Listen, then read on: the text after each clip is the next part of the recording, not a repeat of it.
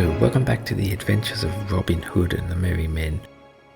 We've just arrived back at Neketaka and we want to go and explore some of the Gullet because that's the last part of Neketaka that we haven't actually been to yet. And there are some quests that we can actually do there and get some good equipment.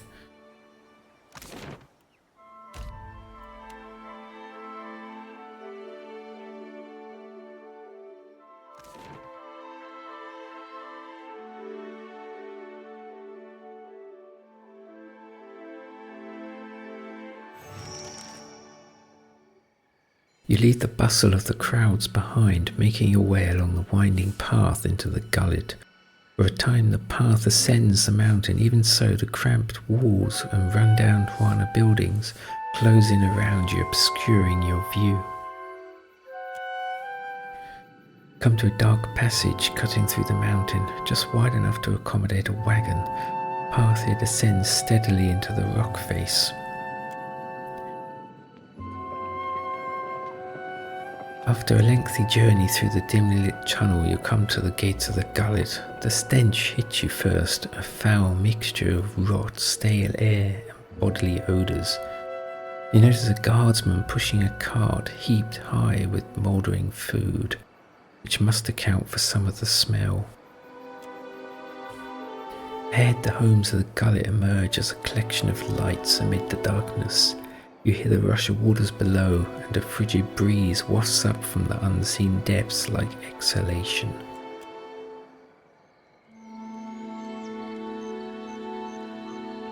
Traveler, have you any food?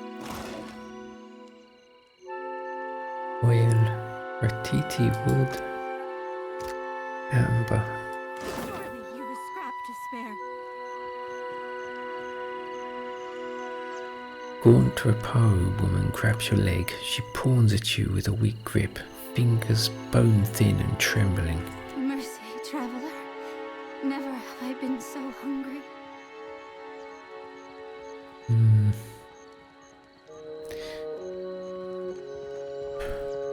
Give her some food. The woman snatches the food from your hands with surprising speed, eyes darting and glancing for any onlookers before she shoves it between her teeth. She gnaws desperately, swallows, chokes, chews again, and speaks with a mouth half full from the next bite. Aged shark meat. Thank you. I'll share it, I swear. Thank you, traveler. Ruparu touches two gaunt knuckle fingers to her lips. Do you have no access to food? Always there is prize share. The pile has grown leaner these years. Little falls to our pile that is not rotten or sour from this week and maybe before. What do you mean? She shakes her head. Forgive me, I say too much. If you would know more, ask Enoi. Our elder listens to those in need, and he speaks out of earshot of the guards. He's there, in the house to the right when you cross the bridge. He can speak of the hunger. The quivering arm points toward the southeast. Who's the leader around here? She chuckles darkly. The Gullet is a lawless place, forgotten. The only authority here is the Matarus, and they don't work on our behalf. But if it is a wise man you want, seek Enoi in his home. He tries to keep us safe and fed. He does not always succeed, but he does try. Trying's worth a lot down here. Okay.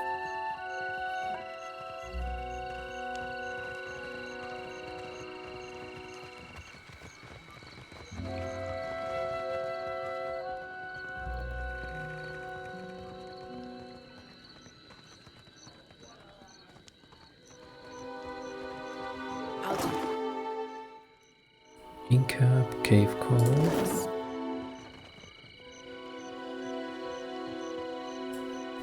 Sweet incense masks the odor of offerings, rotten fruit and spoiled fish. That Dawnstar may be able to help. What say? Help how? Poison me? Ateira, no thanks.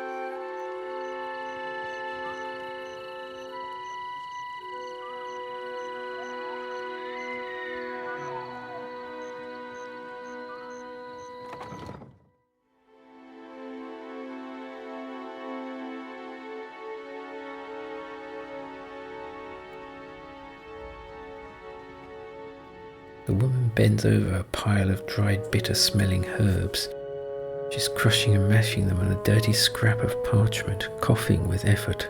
She steps in front of you to block your way, wiping a ragged sleeve across her roimy, bloodshot eyes. Got nothing here worth selling or stealing. You best be on your way.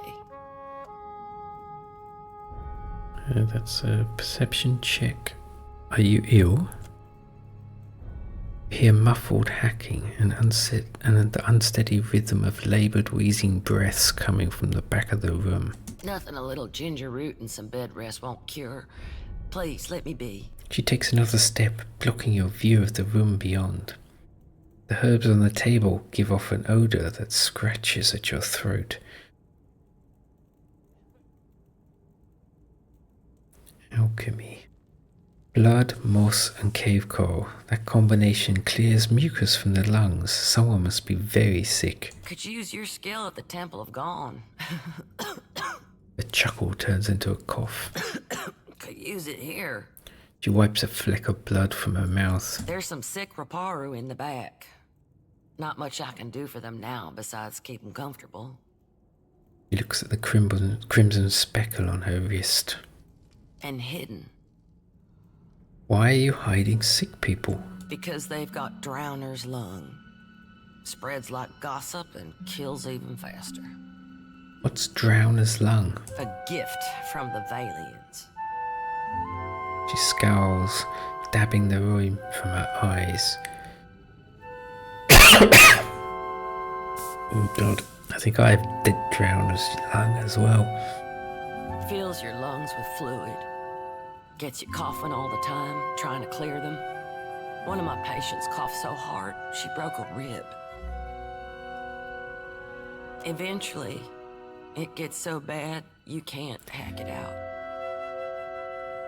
You just lie there, struggling for breath, until you choke on your own phlegm. I hear it's a long, hard end. The tray was off for a moment, a distant look in her watering eyes. I heard some Ruparu had gotten sick, so I brought them here to care for them. City healers don't come down here.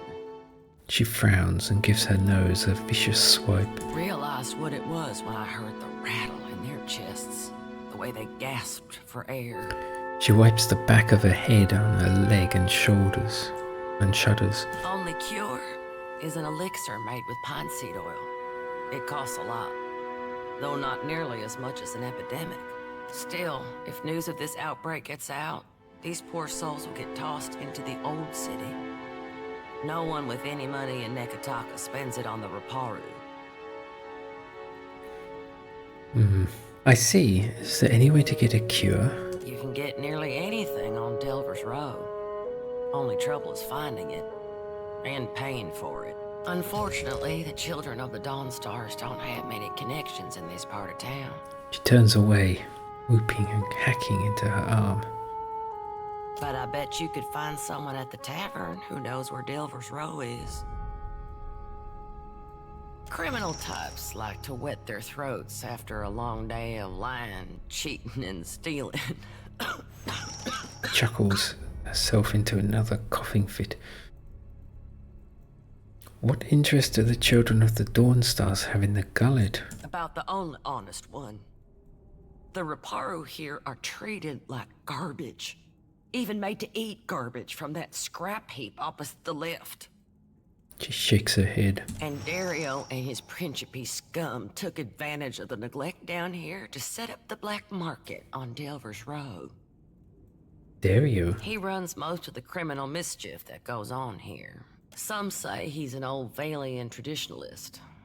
Some say he's a thug with good taste. She holds her hands out, shifting her open palms like platforms on a scale. Either way, I steer clear of him. She shivers, whether out of fear or illness you couldn't say. Go For a on. while, the Gullet gets more crowded as tribes from the other islands come to Nekataka. Some are driven from their homes by pirates, raiders, even trading company thugs. Her eyes darken. Others hear stories of the foreign wealth pouring into the city.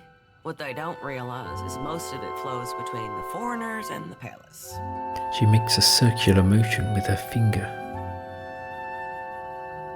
So the Dawnstars are helping out. As best we can. Most of us came from Red Saris after the Vorless Plot and the Saints War. Or we were born to families that did. We remember what it's like to scrape by. Her eyes stray to the stained and spotted floor for a long moment.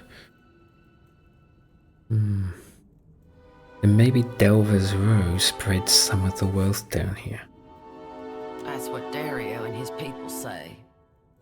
They recruit Ruparu to sneak things from the docks, report on meetings between traders. I can't blame the Ruparu, not when the alternative is eating from a trash pile. But I don't trust these Principi any more than I do the trading companies. She folds her arms, shaking her head. And whenever the city authorities finally crack down, the Ruparu will be caught in the middle. I see. Some days, I think maybe this is why Eothas brought us to Deadfire. So we can do some good. Other days, I'm too damn tired. She arches her back, popping her spine. What interest do the children of the Dawnstars have in the Gullet? About the only honest one.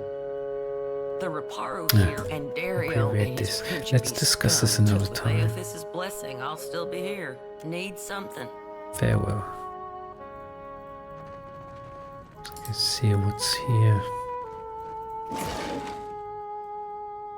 Ocean is the attuned self.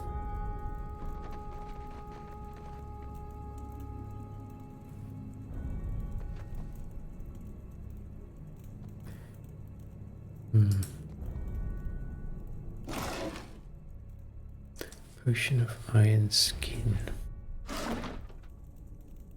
Leave that there for now.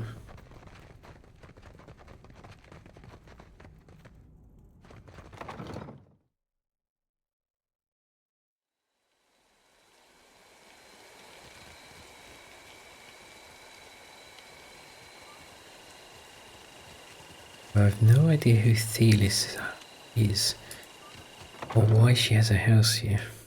I've never met anyone that talks about her. There's no quest to do with this house.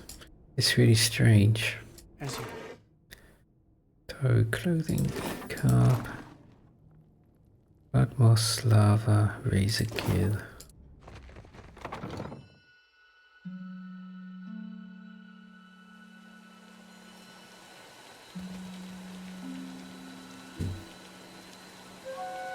So this is Enoi's home. To go in here and talk to him. Grappling hook, useful.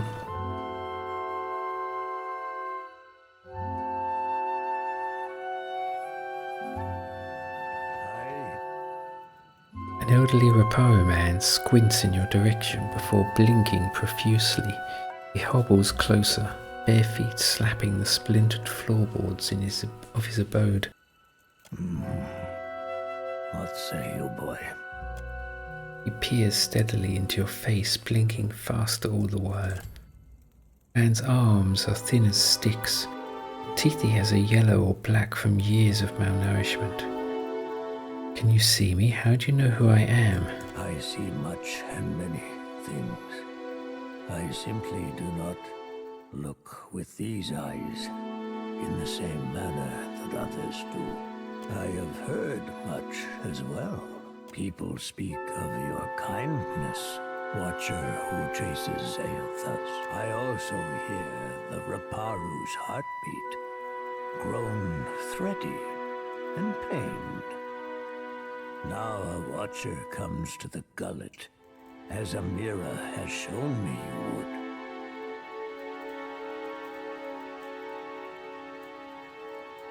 What's causing the Ruparu such pain? The Ruparu are being crushed from the top. We starve so slowly, it is an agony. This is the Huana way. The fish of our nets are drawn for the tribe. The fruit of our fields, too, is reaped for the tribe. And the coin of our pockets belongs not to one, but to all. All spoils are gifted to the whole of the tribe. The tribe then partakes from the top down, from the most deserving to the least. Why the Ruparu the least deserving, the last to partake of the tribe's spoils? The Mataru risk their lives to protect the tribe. The Kuaru provided skilled goods and services. The tribe takes care of the Ruparu more than we contribute to the tribe. Or it did, before our numbers swelled too large. The Dawn Stars would feed us, but the guards forbid them to pervert the order of sharing. There was a man who helped us, a soft heart.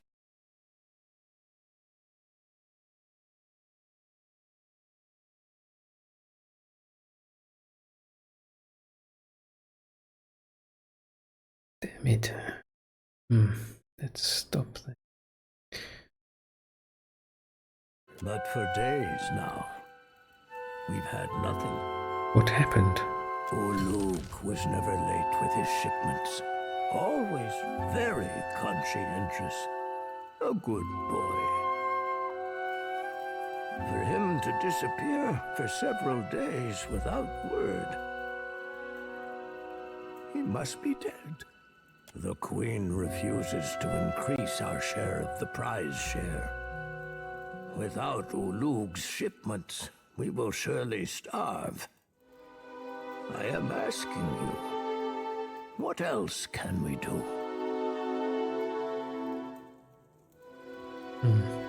You need an advocate. I will speak with the royals at Serpent's Crown on your behalf. Perhaps you can achieve what those of my caste cannot. Gain us favor with the crown, and always we Ruparu will be indebted to you. How else can we resolve the food shortage? If we cannot convince the Mataru nor the Principi, I believe the Dawn Stars may help us. Peetli is a child of the Dawn Stars, and has become the Gullet's most cherished healer. I believe she would willingly hear your request for charity. Speak, and I will listen. Farewell. I've lived for many years in this gullet. My skin and bones have withered with each year, twisted harder, so that the Ruparu now call me Taki Takiri. Though you can see, I am not very big or much sturdy. If a dispute arises within the gullet, I will see it resolved. That I can promise you. Farewell.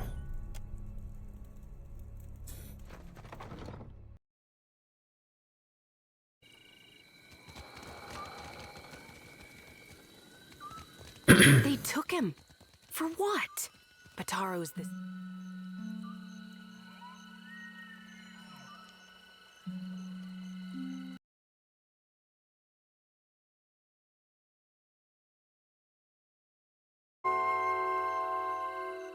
Second this month. And they say the pittings aren't increasing. Do they lie to themselves or just to us? At this rate, who'll be left to suffer the Mataru's eye? Please, I did nothing.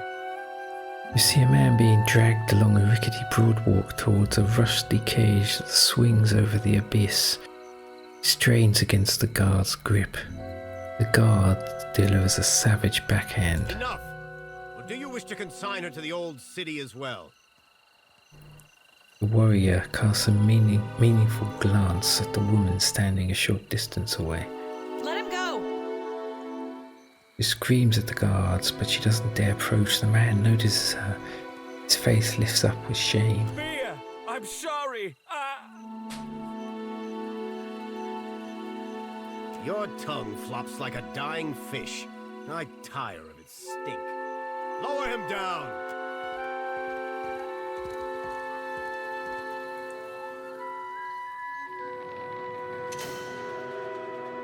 The guards drag the Ruparu into a metal cage and lock him inside. He shouts and rattles the bars as it is lowered over the edge of the platform. Eventually his screams are lost to the depths. May Tangaloa devour your souls, you cold-blooded eels.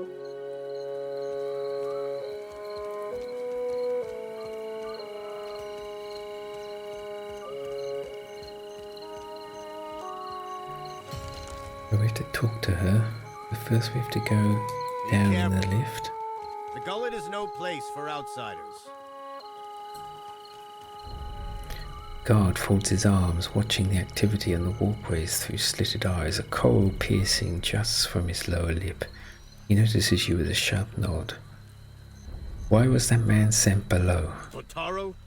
He associated with foreign criminals. He spits. The glob of survivors, just one more splotch on a weathered and mottled boards. I cannot be certain about Biha, so I let her go. But I will be watching her. These wicked sorts overrun the Gullet and corrupt the Ruparu. Our justice must be swift and firm. Where does the lift go? To the old city, Ateira. A god's cursed ruin filled with walking corpses and abominations of the... The Gullet is no place to wander. Watch yourself for rowdies and pirates.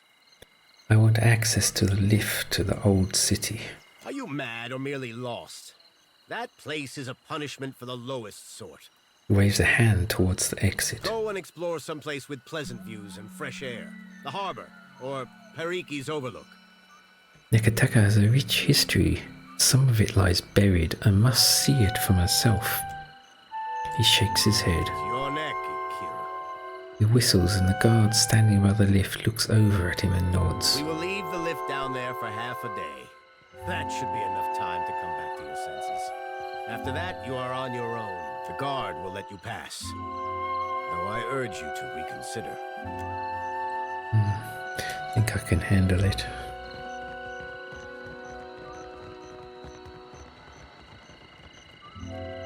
The Overseer says you can go below. A rickety metal cage swinging over an abyss, your clothes billowing with a foul wind from below, and faint screams and roars echo from the depths. Still you make out no detail from this distance. Go down. You step into the jouncing cage, the door slams shut and your descent begins with the rattle of chains. As your eyes adjust to the gloom, you begin to make out crumbling ruins and shadows flickering between them. Cage comes to a rest with a groan.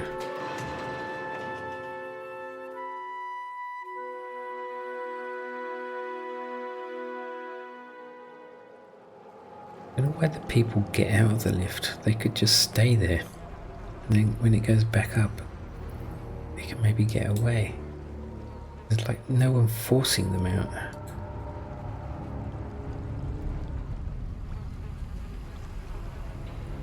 Yeah, this is pretty nasty here, all these dead bodies. Yeah, and it makes you ill.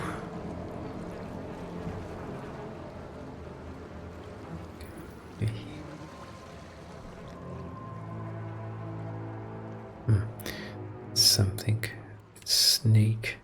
We can't, we're already in combat because of this stuff. Get over here. Let us end this. Attack. Bring out some skeletons.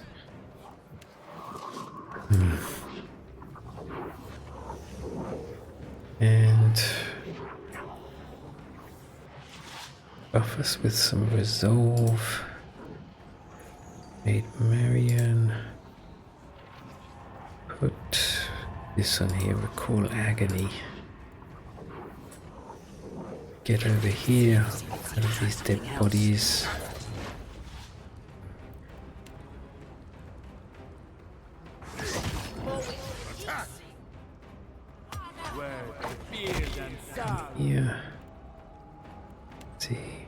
us some healing over time. In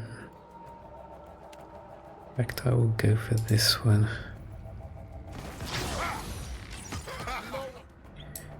Let's get over here. You two. That way I'll have to walk and take more hobble damage. That will Scarlet. Knock the gull down. Maybe shake them. Can't get many. Try it from here. I think that will get 3.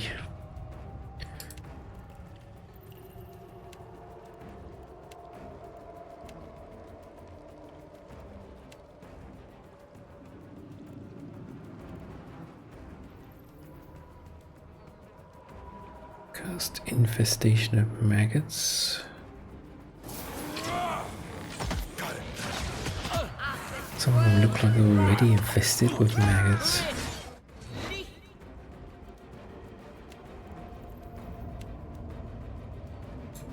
Come over here and blind them.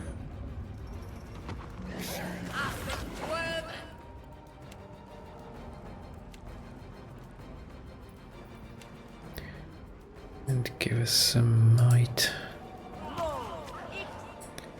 No, don't want you doing that. Want you to control him. What happened to this? I'm supposed to blind them.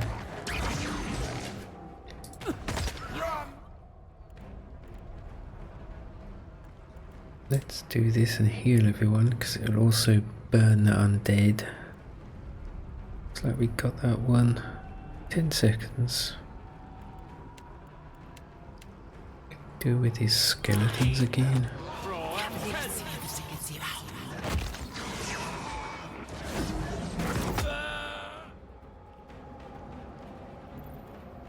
We switch to melee with fire attack.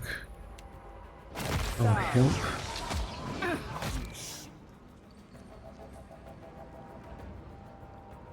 Putrid Blast.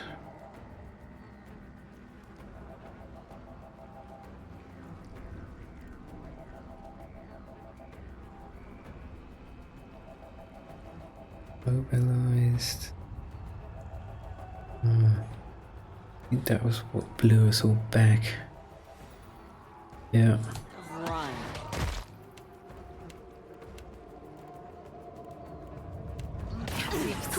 Toss me something else.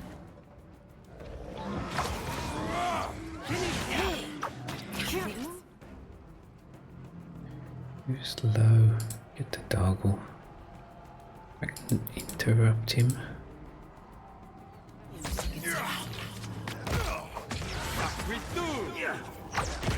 This weapon's no good to me. Let us end this. Aha!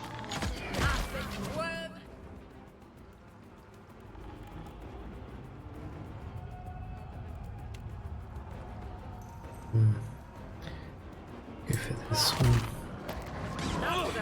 Oh no, he's about to die.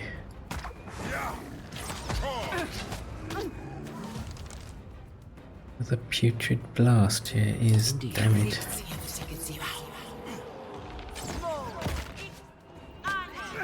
Oh, that's not it.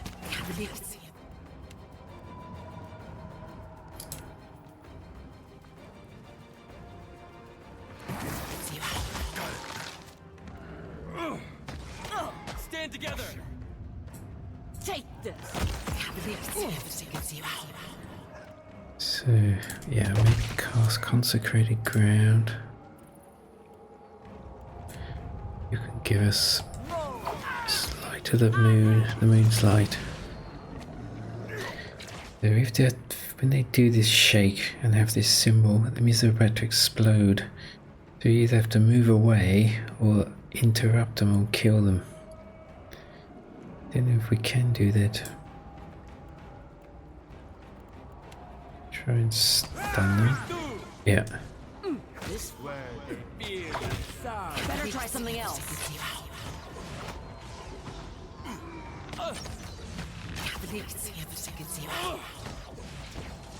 One more here. I know we got 2 on our side.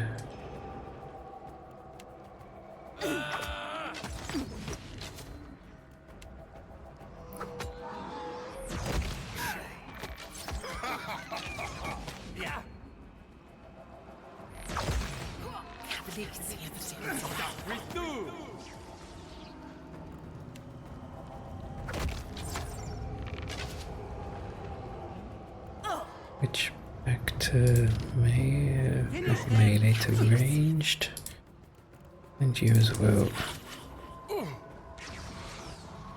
Just say the word.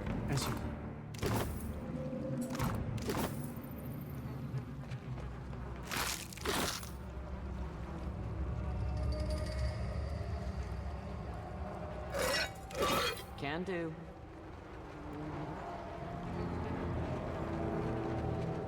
I think this is her husband who got sent down here.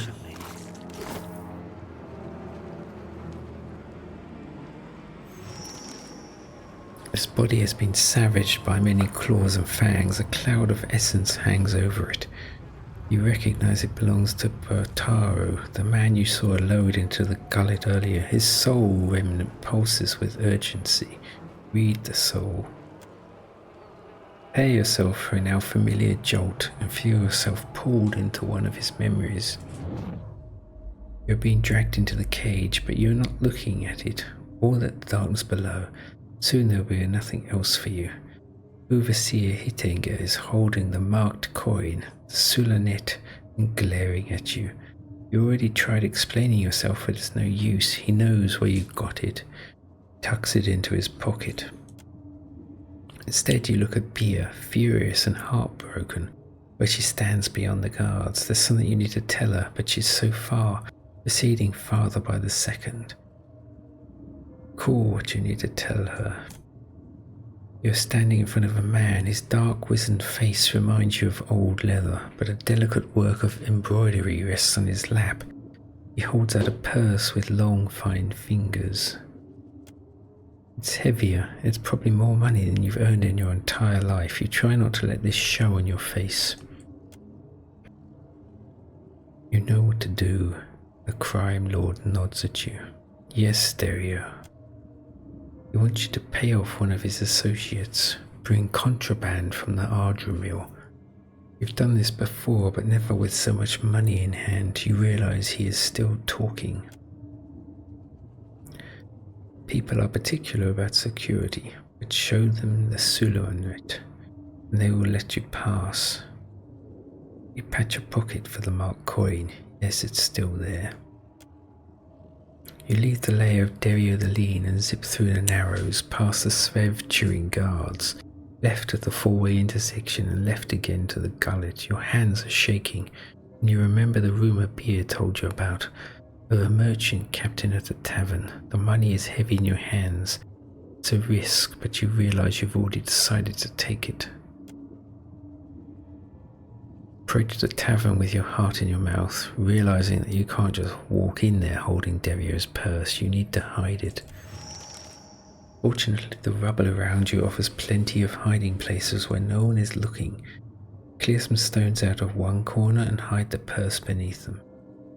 There, you'll come back for it once you've made your deal with this Rauitanian. You're almost starting to feel better about it too. As Bataro walks into the tavern, the memory fades and you find yourself once more looking at his corpse. As you like. Okay. I think we go back up now before we explore the rest of this place. I think it'd be nice to be a level or two higher.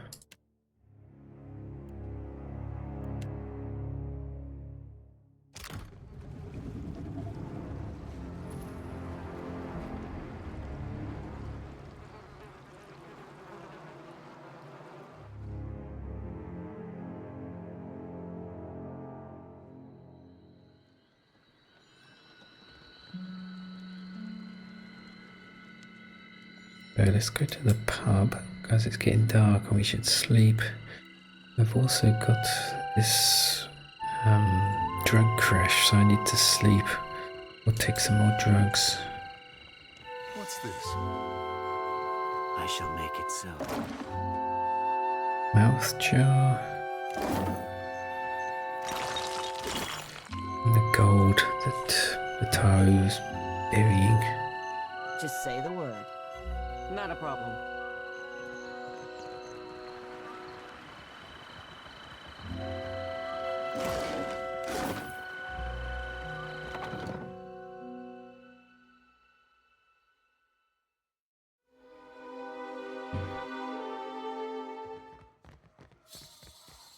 As you like.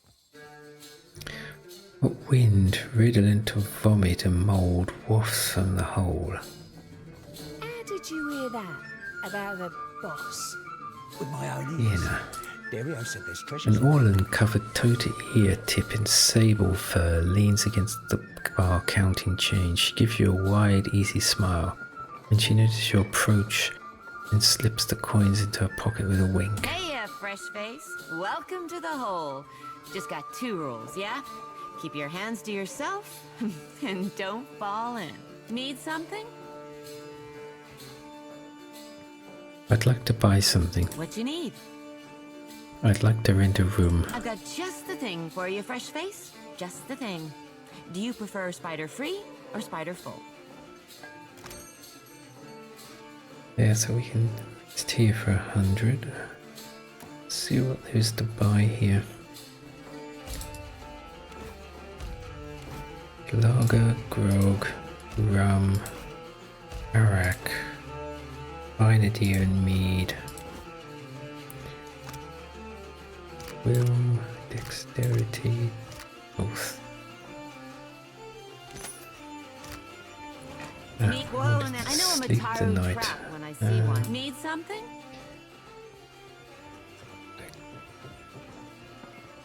What you need? Buy something like I've to got rent a just room.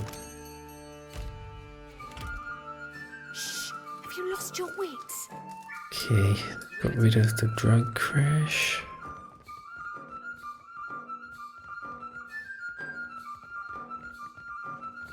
I shall make it so. Venom sac. That's from a spider. God Eothas.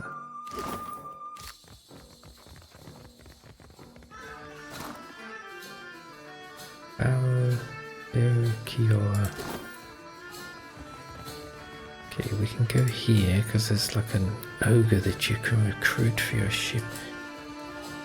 And we're getting a lot of sailors, so I think we're gonna have to buy a ship soon.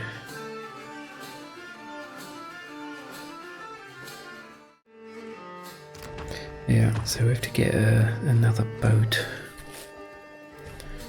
Why do you bother me, little kith? Hey, I'm not little. You're all little to me. Squints her broad, sloping brow wrinkling in consternation. Little and squishy.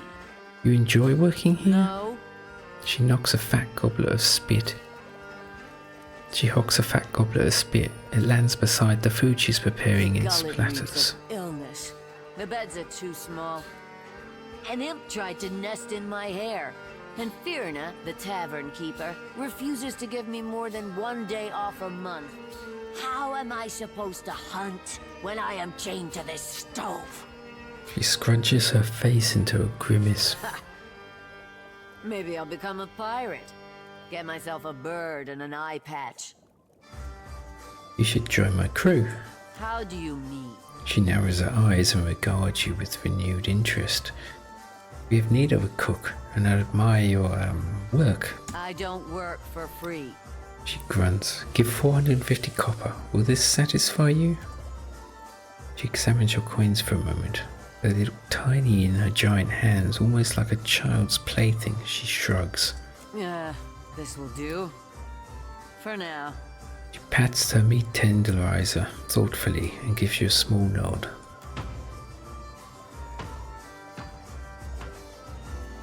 So she does actually help on boarding fights. Think if you don't have enough companions, the crew come on deck. Sometimes she's there.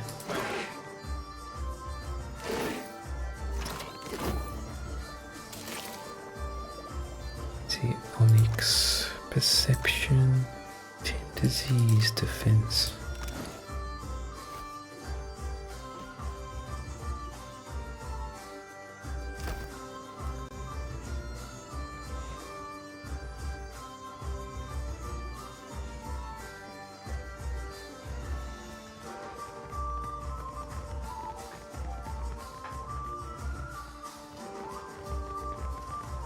Sedūzo.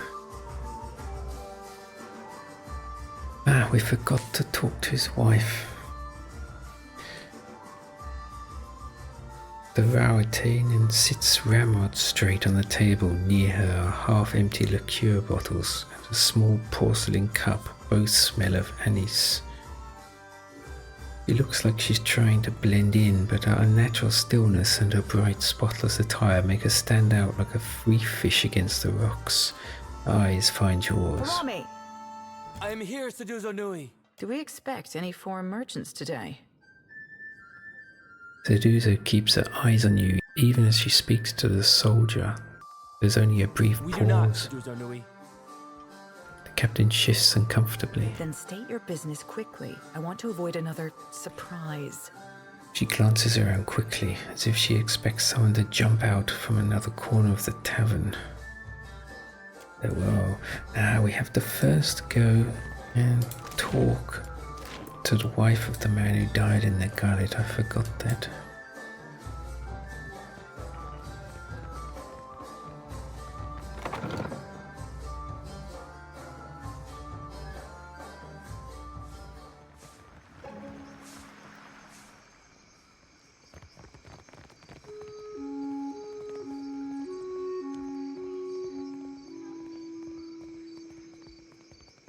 A man saunters over to you with a jagged smile. He's got a long, crooked scar on his forearm, and he's rolled his sleeve up to flaunt it. You must be new. Lucky for you, we have a special rate for newcomers. A bag of coppers in exchange for your life. Brandishes a knife. One of his companions grins widely enough to show you all of his missing teeth. But the way you're all gathered around you, leaving their own backs exposed, tell you they haven't been here long either. So I want to kill them. I think they work for Dereo, and they're scum. And they're obviously doing this to everyone that's here. So let's kill them. It'd be best for the people of the Gullet. Let's get this over with. Going to hit the bruiser and hobble him.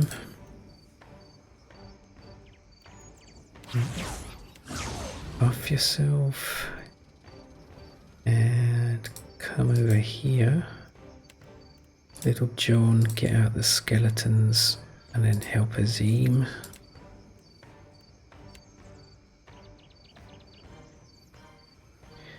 Yeah. Get some more resolve. Yeah, and put this on them. We can get all of them. I think. Is that Archer? Yeah. And will Scarlet get here? Just ready. Ah, they need to move. Quick move. Nope. Knock him down. And mark him as well. Maybe you can come here. Get this cutthroat. Yeah, nice. We try and blind them all now. That fails, we blind them with this. And shake them as well.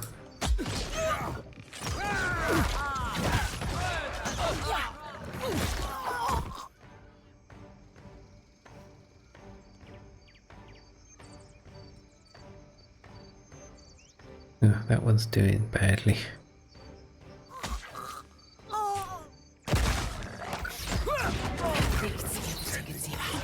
No, don't do that.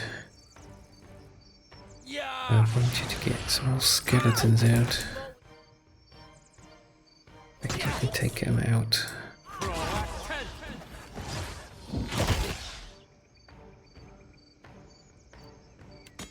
Consecrated ground. Over here. Attack him as well.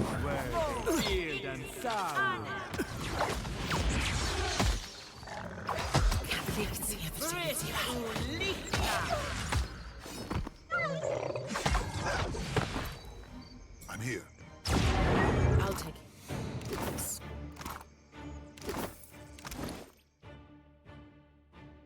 There's just standard stuff, nothing special there. We better actually give them more alcohol.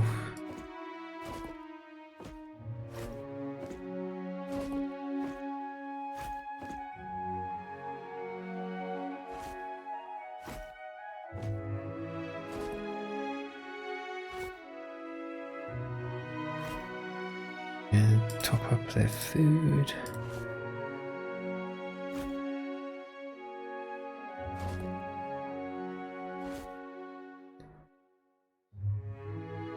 Actually, maybe palm stone we'll keep. Can have this. Is it hagfish? Yeah.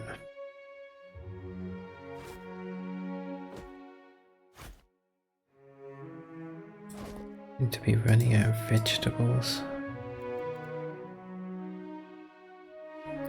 Cook, deckhand. Once she gets another level as cook, we will swap her with Bertha. I'm here. Indeed.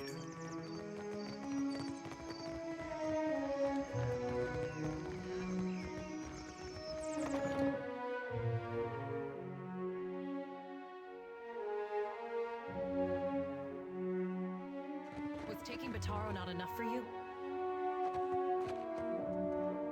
A woman thrashes a row of tunics and sarongs hanging from the rafters. Her pointed teeth are gritted in frustration, her lips set in a snarl. Her clothes are spotless, yet she swings a handful of reeds again and again, grunting with each blow. Several children huddled together, whispering, and looking on with red, tearful eyes. Bataro is gone. Dead. What more do you want? She punctuates each sentence with a fierce whack of the reeds. Children flinch, looking between you and the woman. Are you alright? She looks at you for the first time. A fraction of her anger burns off. Forgive me. I thought you were one of the foreigners who sent him away. Outsiders here always go to the tavern. My village was not like this. Why does Queen Onikaza not send the foreigners away?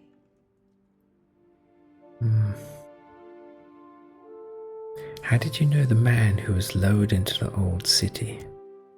One of the children starts to say something, but Biha shoots him a sharp glare. She turns back to you, arms crossed, gripping the reed bundle tightly. Bataro is punished already, I say. Whatever offense he gave, do not hang it on our necks. Begins swatting at the laundry again, though with considerable less gusto. I know you're scared, but I'm not here to harm you. We say the only thing that live in these depths are ghost eels. And fish eaten by ghost eels. Which are you? She turns away from you, striking the sarong harder and harder. The traders say they bring riches in their big ships. Fabric pops and snaps beneath her fury. Sweat is flying, splattering the clean sarong. But what reaches the gullet? Only crime and sickness, I say. He pauses to take another couple of swings at the sarong. That's unjust. That is only the start. The RotHians promise marvels, strong walls, and plenty for all. He moves on to the next tunic, thrashing it with an even greater fury. Ateira, still my back aches from building their fort, and still I live here. And Bataro said we would finally leave. He breaks off, her shoulders heaving as she catches her breath. What happened? I heard a RotHian captain took up at the tavern. Sedūzo, they call her. They say she is a traitor, so I thought maybe she will take passengers. But Taro went and found her in the tavern. Eyes go dark, hard and dark. Next I see him, the guards are dragging him to the cage. Bares her teeth at the memory. Maybe I can talk to Sedūzo. She looks at you with the same critical eye she's been giving the laundry, wringing and tugging the reeds. Everyone knows the RotHians are made of brass. They listen only to their commanders. But still, maybe it goes different for you.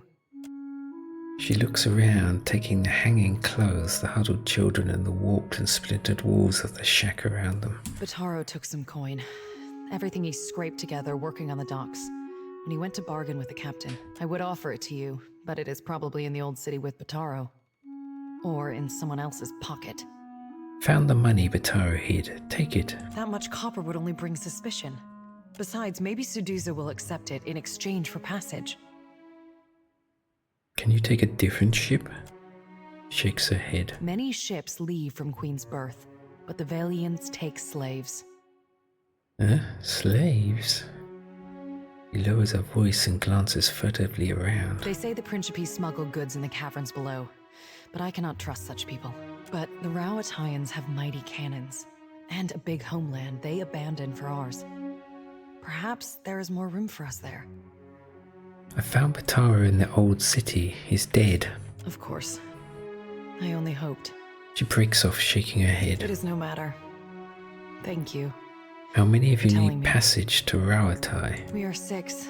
3 children, 2 babes, and me. I see. My village was not like this. Why does Queen Onikaza not send the foreigners away? Now we can go back to the hold and talks to Sedūzo.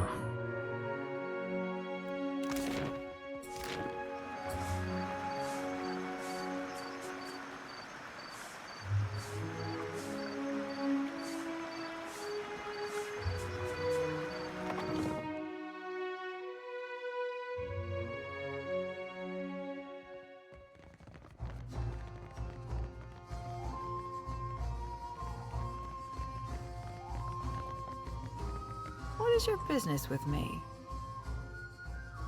Did you cross paths with a man named Taro? The one who threatened me. I shall not soon forget him. She raises her cup for another sip, scouring into the liqueur. These Huana learn too many pretty words from the Valians. You cannot trust what they say.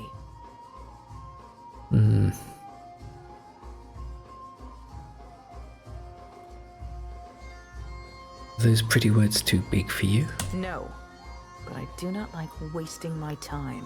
He glares at you. This fellow wanted passage on my ship, as if I were the village ferryman. She tosses back the rest of her drink a little too quickly. I told him there was none to be had. Certainly not at his price. She upends her empty cup. Then what? He refills her cup and sets the bottle down hard. You notice again that her hand is shaking. He told me, then he shows me a swollenette. Show me lots of it. I don't believe him. How could a man who lives in the... Go on. No. Swollenette? A marked coin. A token of allegiance. The Principe carry them. I knew then that I was dealing with a pirate. I had heard they were influential in the Gullet, but I did not realize how much so. He scowls and shudders. I called for the guards, and they dragged him away. That is the last I saw of him. Biha and the children still need passage out of the city. There's nothing I can do. The passenger quarters have been reserved by a dwarf named Orron. Picks a stray thread from a smooth, crisp jacket. Why do you bring this to me? Tell me about Orron. He and his people are gold-packed knights. Orron is... particular. She looks at her crew and they nod in agreement. Perhaps that is good. He just finished a contract to guard the Valian Luminous Mill. I hear animancers are also particular. He's upstairs. Just do not interrupt him if he's arranging things. She and her crew exchange another quick glance. What is your business in Nekataka? Nearly done, I hope. I sold a consignment of iron and cultural coral, and will return to RotH with vorals, merkberries, and Andra stars. She shifts in her chair, tugging at her conspicuously clean and bright clothes. It's odd that you take business to the slums unless you're trading illegally. She sets down her glass with a loud clatter. The Royal Deadfire Company would frown on business in this district. But there's no harm if they don't know. She laughs nervously. I see. What is your business with me? Biha and her children still need passage out of the city. Nothing I can do. The passenger quarters have been... Why do you bring this to me? Okay.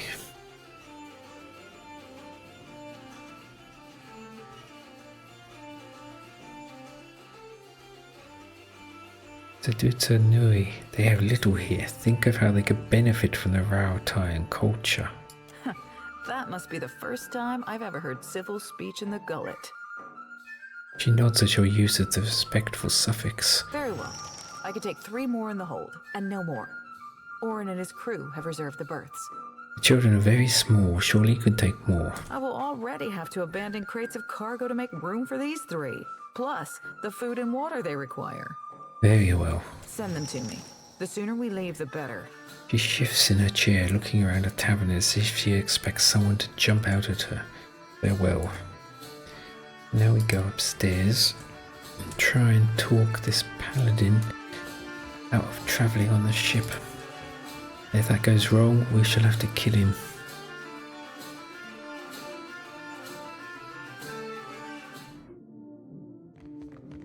Already on it.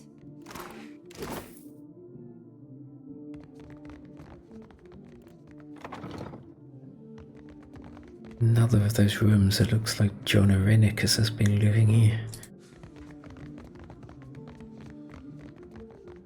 I know just the thing. There. Second cat. Do the sick toes cat. 20 health per kill. 5% of incoming hits to grazes for weapons. 20 health is not bad. Think about using that.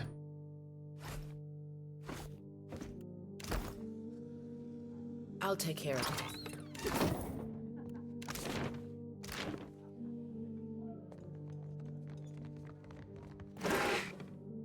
Lager and ale.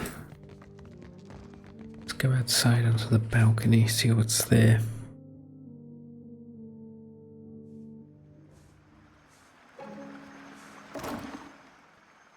Grog and juice. Constitution, 10 health and kill for the party.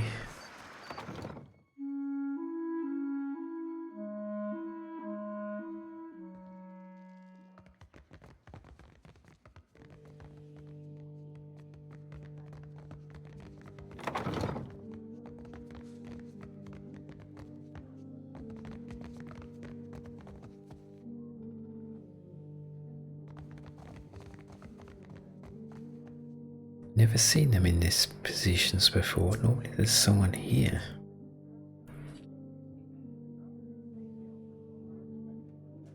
I'm here. Of course. I'm here. You send a zine to talk to him. The dwarf sits before a generous and curious spread. Steamed mussels arranged in concentric circles, rounds of flatbread stacked into a neat tower, and melon slices in even triangles. Yet his attention is focused on the 4 cups and the bottle in front of him. He has the cups organized in an almost perfect square around the bottle, but as you look on, he leans down to adjust one. The others with him wait quietly and observe the ritual. Let's move one of the cups.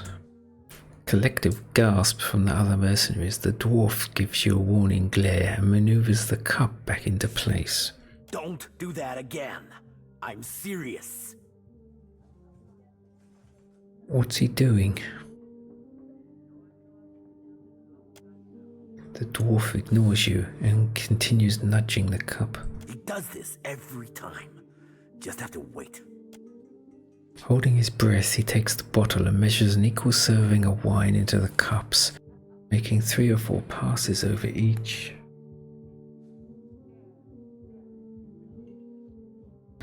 Holding his breath, he takes the bottle and measures an equal serving of wine into the cups, making 3 or 4 passes over each. His companions look on with practiced patience.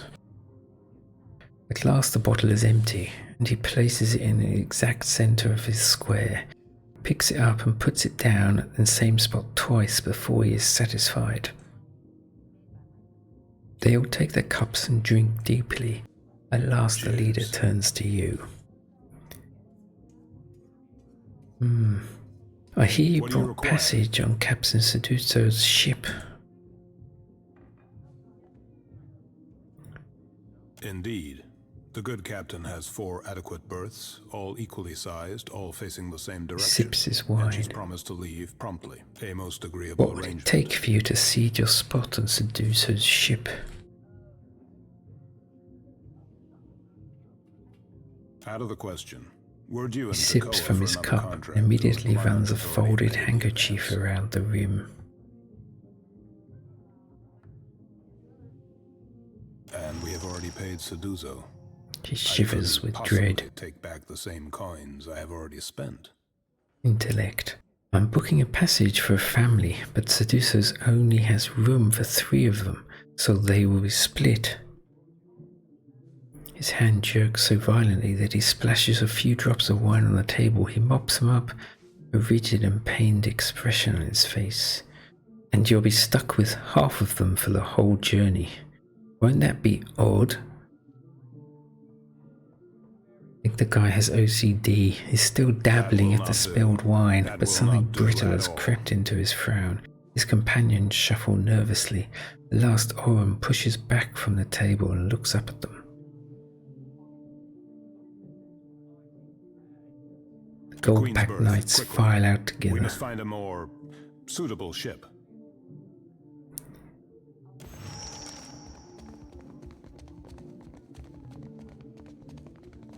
Pork, Kapaliv, Ale. This aquamarine, silver louche.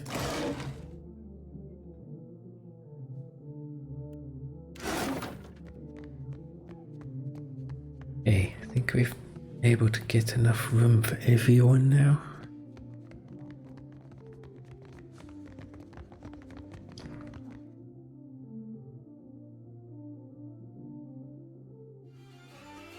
Sedūzo. Orron won't be travelling with you anymore. What is your business? She eyes you suspiciously, the soldier with her shrugs. That is convenient for you, but never mind. If there's trouble, I'm staying out of it. She glances from side to side, checking to make sure no one is listening. Not to make trouble for me.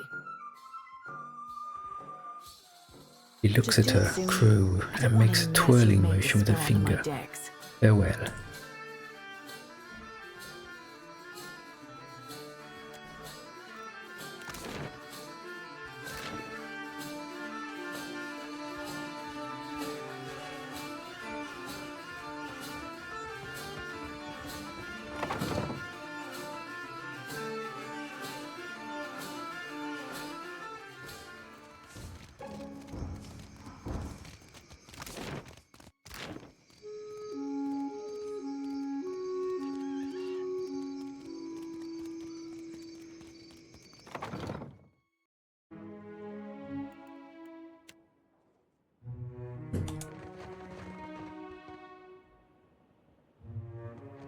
My village was not like this. Why does Queen Onikaza not send the foreigners away? I spoke with Captain Sedūzo about passage out of Nekataka. What say, then? Biha listens with cautious hope. The children look on with wide, round eyes. She agrees to take all of you. She is momentarily speechless. Her eyes fill with tears. She drops the reeds and she brushes them away. May Amira's winds ever blow sweet for you. We will pray always for you in this life and in each to come. He picks up the 2 infants and hurries with the others out of the door.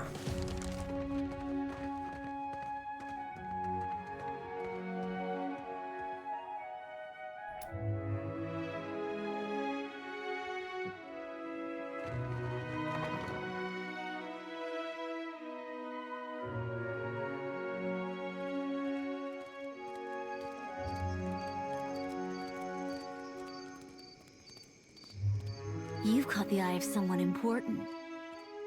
A cloaked figure sidles up to you, hidden behind a raspy whisper and a long, drooping hood. If you're interested in making good pay and a good friend, head to the narrows at the western end of the Gullet. Once you reach the alleys, go right and right again as soon as you can. Then, follow the bend to the left. The bullies guarding the door have a weakness for chewing Svev. You can follow their trail. The teeth flash under the hood. Tell them Dereo sent for you. And remember your manners. Okay. Save here.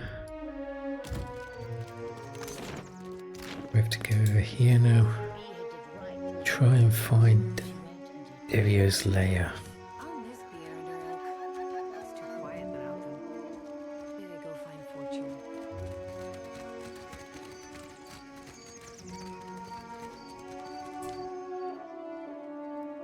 You're into a dim alleyway that reeks of urine and torch smoke. A long passage stretches to your left and right. Shadows move in the gluttering torchlight, but they're nothing more than shapes at this distance. Chatter and bustle of the gullet continues behind you.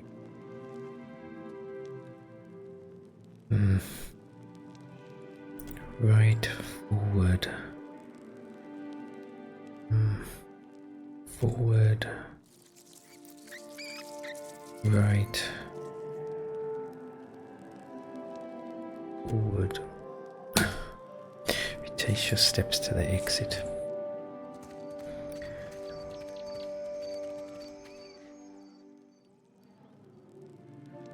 You enter a dim alleyway that reeks of urine and torch smoke. The long passage stretches to your left and right. Shadows move in the gluttering torchlight, but there's nothing more than shapes at this distance. The chatting and bustle of the gullet continues behind you. Go right. You trudge along the darkened passage and reach an intersection. The tunnel branches off to the right. You hear the distant murmur of voices down the darkened path, but see no one. Go forward. On your left is an abandoned merchant stall displaying cheap jewelry. The path continues ahead. This is the way to, what's it called? Delver's Row. We're not going there just yet. We're going to go forward again. Tunnel opens to your right. Rats squeak and skitter away as you approach, away before you corkscrews into darkness. You make your way forward, feeling the walls to guide yourself in the darkness. Your hands come away slimy. You smell something further down the tunnel. The stench of loose bowels and the metallic tang of blood. At the end of the tunnel you find a body slumped against the wall. Stab wounds rend the corpse's clothes and flesh, and its arms and knees twisted at unnatural angles. Search the body. Watch your own check. You find a secret compartment strewn in the lining of his trousers. It contains a small note and a handful of coins. Under a copper, read the note. Ulog, there's a new shipment for your RotH friends waiting near the lift in Delver's Row. Come get the food, or the cave stink rots it. Your mad Captain Marina. P.S. Give the old man regards. I put an extra kyoki in there just for him. P.P.S. Don't say I never done anything nice. Dead man's note was put in your stash. At the end of the tunnel you find a body. Okay. Trace your steps to the exit.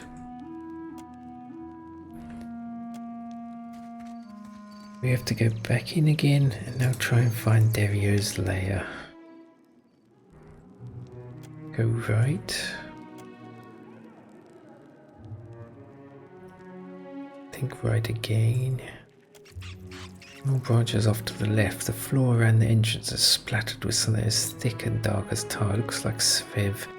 As you said, they choose Svev. Go left. A handful of guards emerge and block your way, crossing their thick arms over their chests. One of them spits a viscous black glob at your feet. He rolls a dark plug between his teeth. Bedhead back, friend.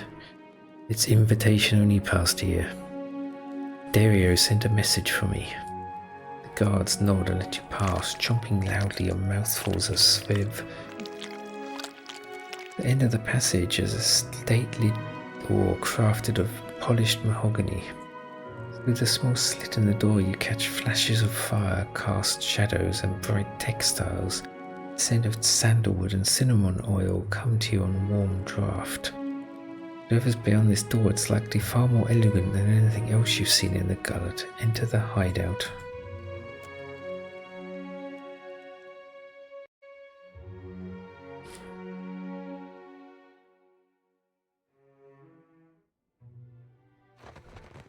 Don't keep the boss waiting.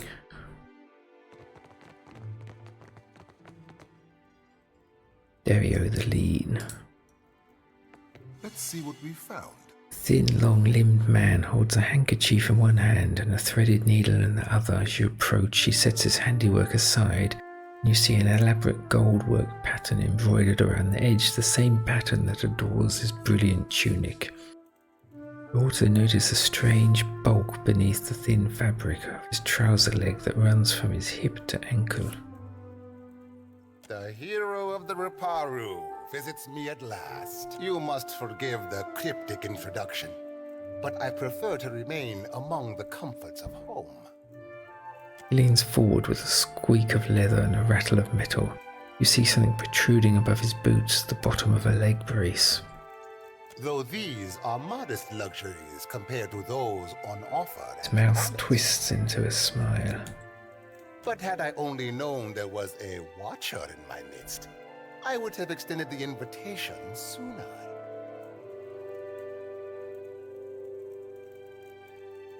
You have me confused with someone else.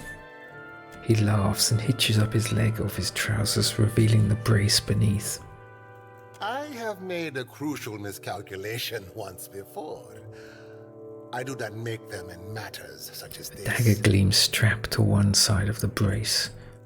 Captain Ferrante sent word about the Watcher of the Deerwood. I have a job. One that could use a Watcher's skills. There is an artifact called the Cornett of Waves, which is currently in the possession of a Juana named Tekano.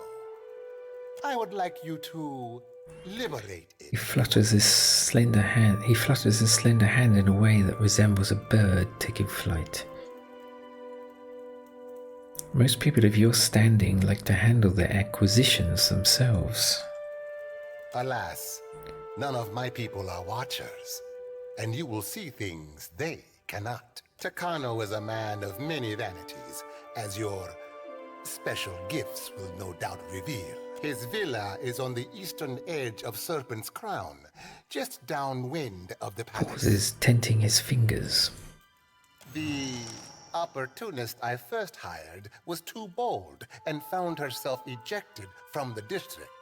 With your genteel manners and unique talents, I am hoping you can avoid such complications and persuade Tekano.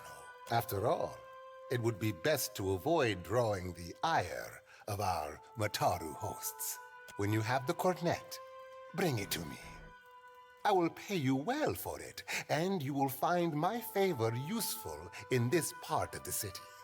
Okay, we go along and help him for now. I wouldn't mind killing him. I don't think he's very good for the Gullet.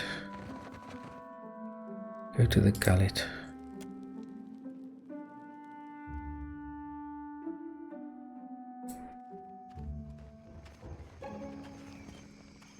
So, let's go and try and get this coronet.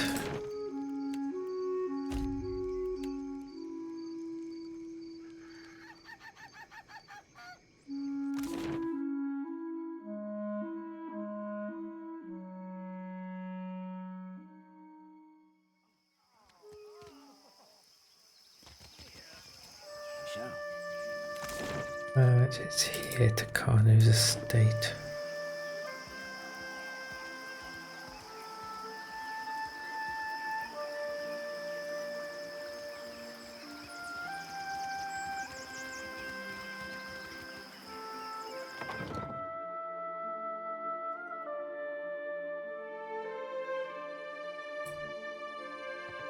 Careful when sparring.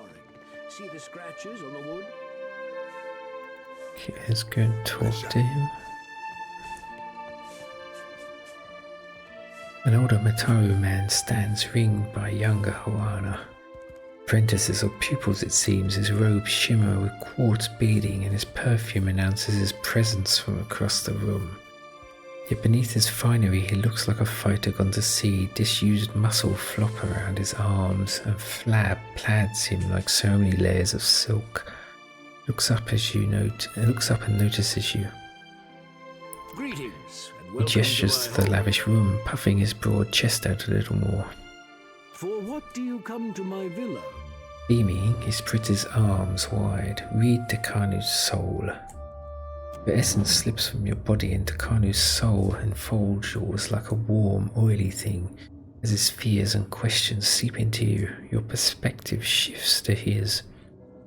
First you're worried this wood elf before you had been sent by the Valian debt collectors. It would be a low trick taking advantage of your famous hospitality, but those Valians are crafty. Perhaps if your villa were bigger, then they might know that you are a man worthy of respect. At least you have the shell. You tuck it away, not only for safekeeping, but also because you are a little ashamed of it. How could such a simple, ugly thing be sacred to a god? But it was a gift from the queen, so you keep it. Your gaze strays to the wall. Yes, you must knock down that section there, install a wide, grand window, once you have the money. You retreat from Tekano's soul to find him watching you with a placid smile. So it seems like he needs money. The Cornett of Waves. It is a conch shell, but very important. To receive it is the highest He nods honor. vigorously, jingling the loose flesh of his neck. He sounds like he's trying to convince himself more than you. The Queen gave it to me as thanks for my years of service. I was her personal bodyguard when she was a child, you know. Folds his hand over his considerable paunch. Why is the Cornett of Waves so special? Because it is sacred to the goddess Andra. Everyone knows it is a privilege to have. He clasps his interlaced fingers together, his knuckles glowing white. He glances towards his apprentices. Ateira Tekano. Everyone knows it is a sign of favor. She snaps to. Her response is sudden and automatic, as though Tekano had just given her an order. He gives the apprentice an appreciative nod.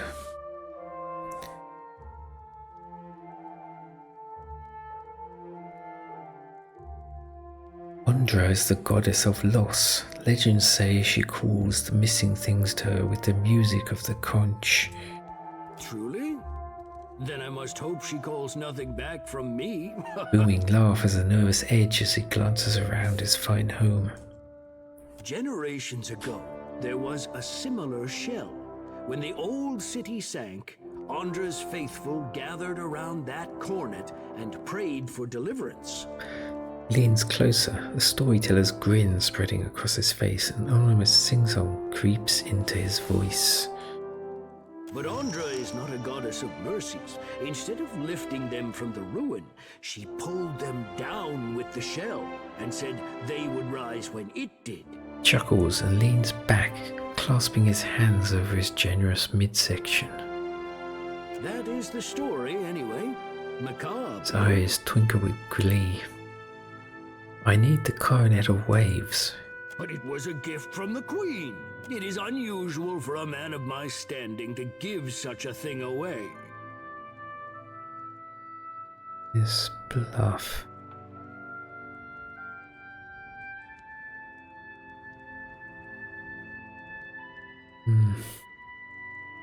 I shouldn't say this, but I'm on a mission from the palace. A symbol as important as the coronet would help. Truly? He leans in, his eyes wide and eager. I dearly miss palace gossip. Come, What is it about? History, diplomacy. I'll tell you, but I'm sworn to secrecy. You remember what that's like. Not to worry. I learned to keep many secrets in my years guarding the Queen. Gives you a sly nod. Take it. Present you with a large, lustrous conch shell. The surface is inscribed with symbols, and the tip is fitted with a silver mouthpiece. You have gained the Cornett of Waves. Yeah, I don't think there's anything to take here. It's just low quality junk. So we just go straight back now to Dereo.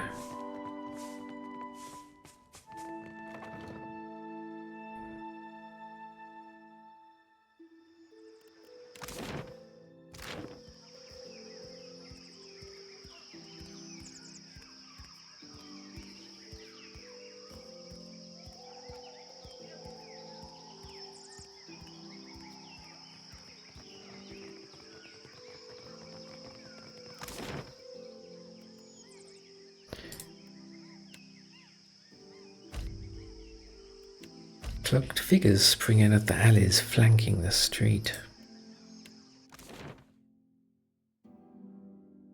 I'd forgotten about this. Several figures slink towards you from the surrounding streets. Leading them is an Orron with blood-red fur and long, sharpened nails. She sniffs the air. I smell that Mataru Richling's perfume on you. You've got something I want. Give me the Cornett of Waves. This is the group of people Dereo mentioned sending. Thugs creep towards you, hands on their weapon. You must be the one Dereo originally hired. Ain't hired if you don't get paid. Way I see it, Dereo just gave me a lead. The smile reveals a row of filed teeth. And I'm gonna sell that thing on my own. Back off. Not without the Cornett of Waves. She inches closer, brandishing a blade.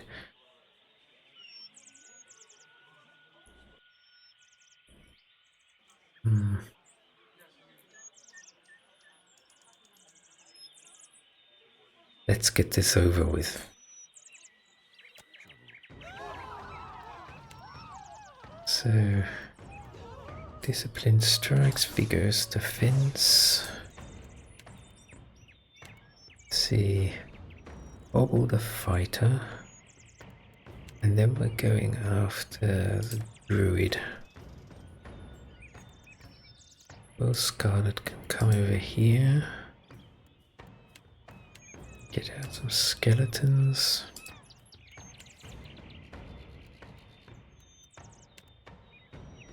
Give us deflection. And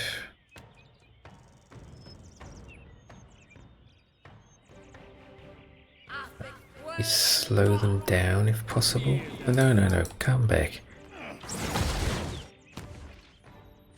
Okay, will Scarlet go here and knock him down?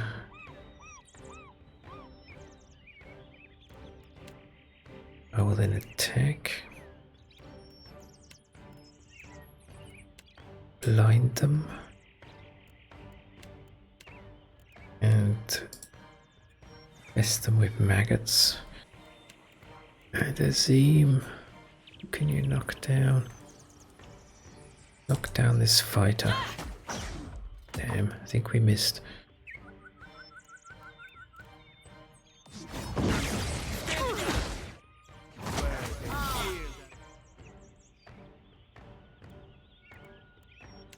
Come over here and get the druid. Oh, jeez, poor Will Scarlet. He got knocked back miles. Oh, no, that wasn't Will Scarlet, that was a stone. See, we can shout maybe and shake them. 60%, 73. Yeah, let's get the barbarian. He should be easy. Yeah. Oh, damn it. Gotta get away from here. Finish him off. I'll go for the cipher. Well, Scarlet can knock him down.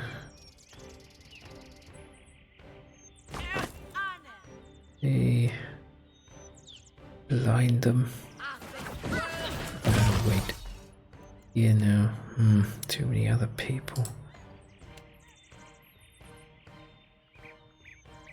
Damn. Bad position. Come over here. Skeletons are there. Oh well. We might lose them. No, I don't want you casting that now. Give us protection. With relish. That's on me. To me?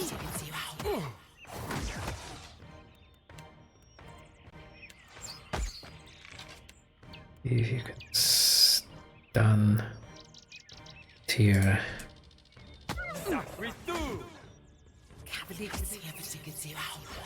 Better try something else. Go here and flank those Scarlet. Yeah, this is pretty easy at our level. Giving them a fair shot.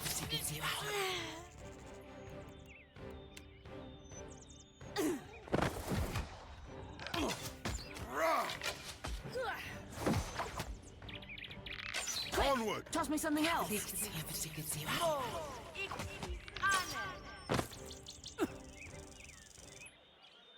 I'll take it.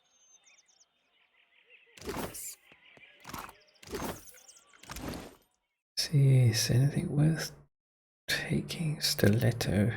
Fine. Dead man's note. Ah, we read that in the cave.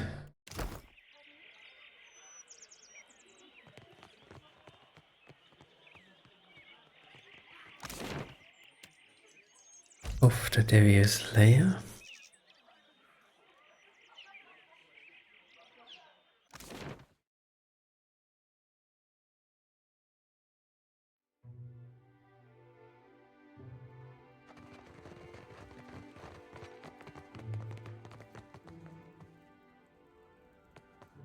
What do you require? Is this the artifact you're looking for?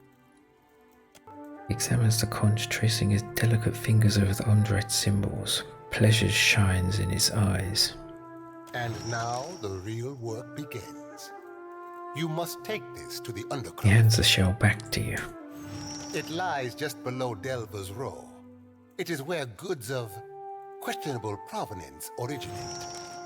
Take the lift from Delva's Row, not the lift in the Gullet, mind you. My associate Gwenfen will await you outside the passage in the old Juana style. What then? Then you explore the perils and treasures of the old city for something I seek. Among the ruins is a certain mosaic. He rubs at the gold stitching on his outfit. Go on. The shell you found will reveal it to you. Gwenfen can explain all when you find Leans her. close, braces squeaking. It is said the old city was once as grand as Serpent's Crown. Whatever treasure you find there is yours to keep. For now, take this. Consider it an advance. 300 copper. That's not much. Ateira attacked me after I left Tekano's. Yet you are still standing here, no? A sly smile gleams behind his lips. It is only a shame I did not hire you in the first place. I need directions to Delva's Row. When you leave, return to the crossway and turn right. You will find a merchant stall. Behind it is the passage to Delva's Row. Farewell. You have to remember to come back and finish him. I don't think anyone's going to miss him much. Explore the Narrows. You leave the opulence of Dereo's hideout behind you and return to the dank and drafty tunnels. In case I turn to the right, the floor around you stained with dark wads of phlegm. The alley curves away to the right. Turn right. The guards nod and let you pass, chomping loudly on mouthfuls of svev. The end of the... No, we've been here before. Turn around.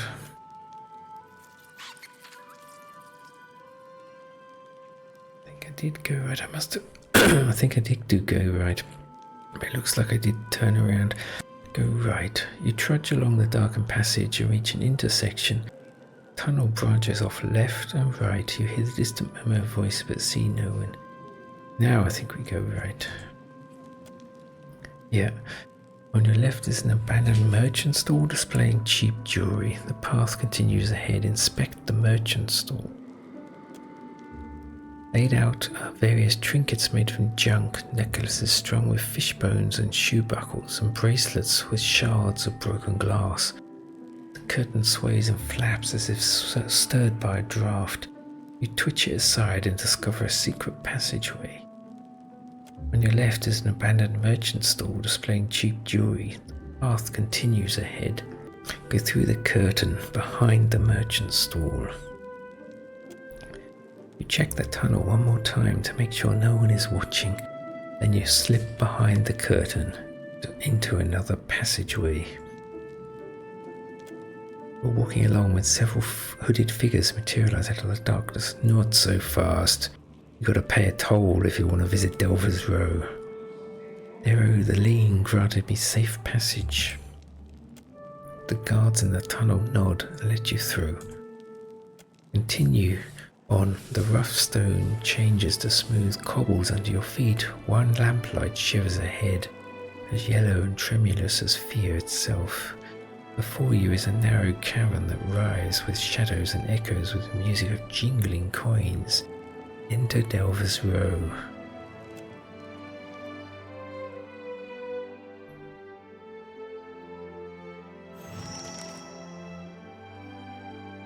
We will explore Delver's Row in the next video.